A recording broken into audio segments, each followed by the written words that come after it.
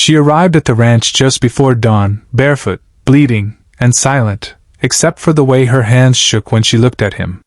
The rancher gave her shelter without asking a single question. But days later, when the night grew heavy and her voice finally broke, she whispered one name. A name buried in his past. A name that should have been impossible. And in that moment, everything he believed about his life, his loss, and his future began to unravel. The storm had been raging all night, the kind that rattled old windows and pressed against a man's bones. Caleb Hart was awake before the sun, as he always was. Ranch life had carved routine into him deeper than any scar. He was pouring coffee when he saw her, standing at the wooden gate like she might disappear if she moved. She was soaked, her dark hair plastered to her face, her clothes torn and muddy. One foot was bare, the other wrapped in what looked like a strip torn from a shirt. She didn't call out. She didn't knock. She just stood there, eyes locked on the house, waiting. Caleb grabbed his coat and stepped onto the porch, his boots heavy against the wood. "You lost?" he asked, his voice calm but guarded. Out here, strangers were rare, and trouble was rarer, but when it came hard. She shook her head slowly. When she tried to speak, nothing came out. Her lips trembled, and for a second Caleb thought she might collapse right there at the gate. That was enough. He opened the gate and guided her inside without another word. He didn't ask her name. He didn't ask where she came from. He had learned long ago that broken people needed safety before explanations. Inside, he wrapped her in a blanket, sat her near the fire, and poured her a cup of warm broth. She held it with both hands like it was the only solid thing in the world. Her eyes darted to every sound, every creak of the old house. "You're safe here," he said quietly. "No one comes to this ranch unless I invite them." She nodded, but fear still lived in her shoulders. That night, she slept on the couch while Caleb stayed awake in his chair, shotgun resting against the wall, not because he feared her, but because he feared whoever might be looking for her. Days passed. She introduced herself as Elena, her voice soft and careful, like it might break if she pushed it too hard.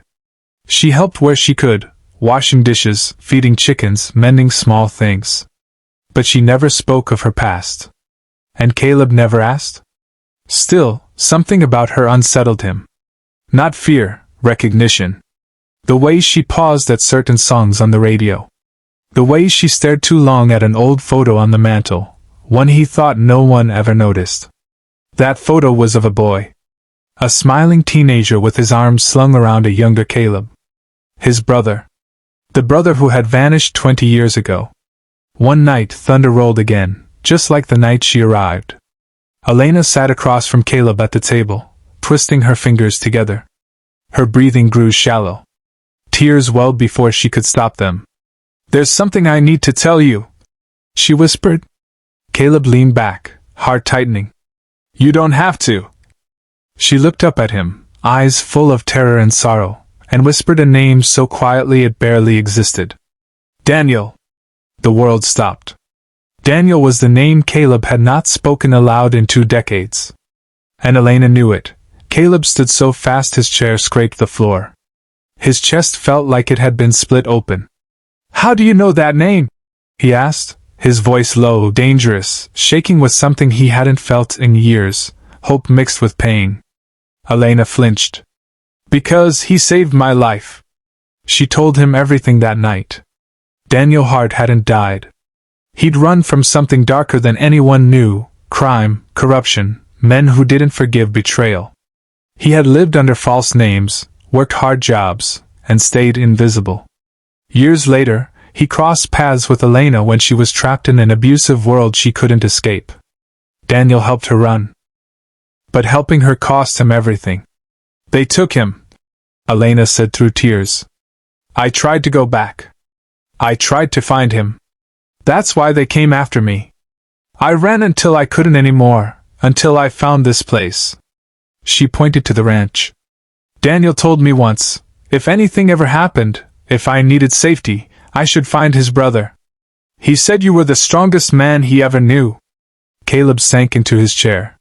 For 20 years he had lived with guilt, believing he failed his brother, believing Daniel abandoned him.